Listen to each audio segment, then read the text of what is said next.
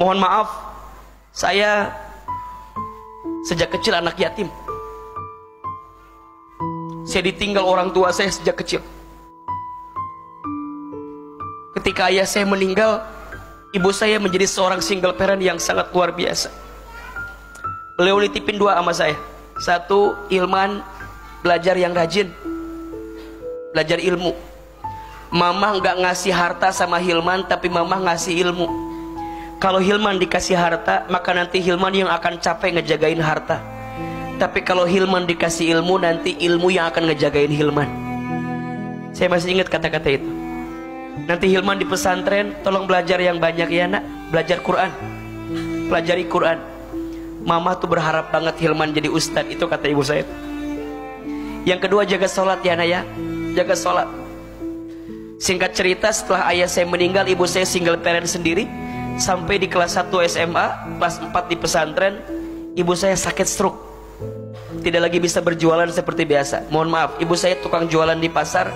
Ayah saya sebelumnya buruh kuli angkut di pasar. Saya bukan orang kaya, asli dari Garut, Jawa Barat.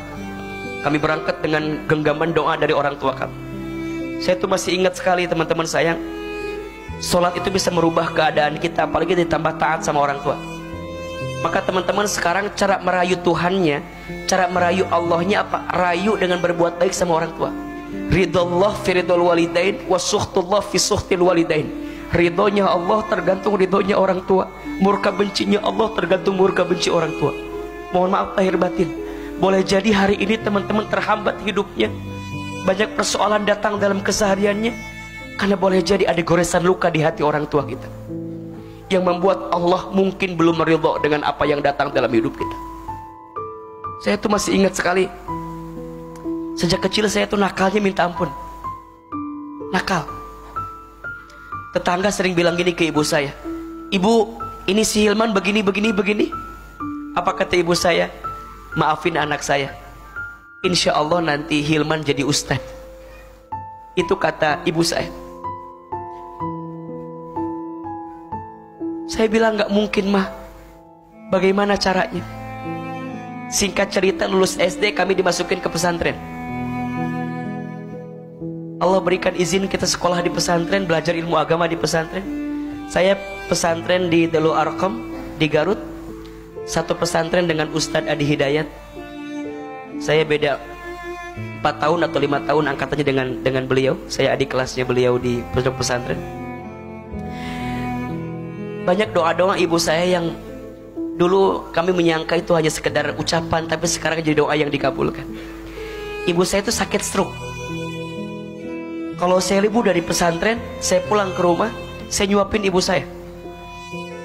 Ibu saya tuh kalau sarapan pagi-pagi suka nonton ceramah ustadz-ustadz di televisi. Satu kali ibu saya bilang begini, "Hilman, iya mah, nanti Hilman ceramah di TV ya, seperti ustadz-ustadz itu." Terus saya bilang, "Gak mungkin mah, kita orang kampung, kita orang desa. Dulu kita mikir dari Garut ke Jakarta agak jauh gitu, rasanya gak mungkin." Kata mama saya, "Shh, jangan begitu nak, aminkan saja." Apa kalimatnya? Aminkan saja, amin. Ada iklan pakai bahasa Inggris. Kata mama saya, nanti Hilman sekolah pakai bahasa Inggris, maksudnya ke luar negeri. Dulu saya bilang gak mungkin mah, dari mana biayanya? Kita orang yang gak punya. Kata mama saya, "Shh, jangan begitu nak, aminkan saja." Apa kalimatnya? Amin. Ibu kami pernah dapat sejadah gambarnya Ka'bah. Setelah beres sholat, beliau baca talbiyah, "Labbaik Allahumma labbaik, labbaik la syarika laka labbaik, innal hamda wa ni'mata laka wal mulk la syarika lak." Satu kali saya tanya, Mama tuh kenapa kalau setiap beres sholat suka baca talbiyah? Dipeluk badan saya, dicium kening saya, diusap kepala saya. Apa kata mama saya? "Hilman, mama itu ingin sekali berangkat ke Baitullah. Mama doakan ya, Hilman bisa bolak-balik ke Baitullah." Amin, amin, amin. Teman-teman tahu, dengan izin Allah, sekarang apa yang dulu ibu saya ucapkan sekarang terjadi semua. Ibu saya bilang nanti Hilman ceramah di televisi. Sekarang setiap pagi Hilman di CNN Indonesia, kadang di Trans TV. Tapi saya sedih. Apa sedihnya? Ibu saya tidak sempat nonton saya di televisi, karena Allah lebih dulu memanggil usia ibu saya sebelum saya tampil di televisi. Saya dapat kesempatan ke Amerika, ke Jepang, ke Kanada, ke Timur Tengah.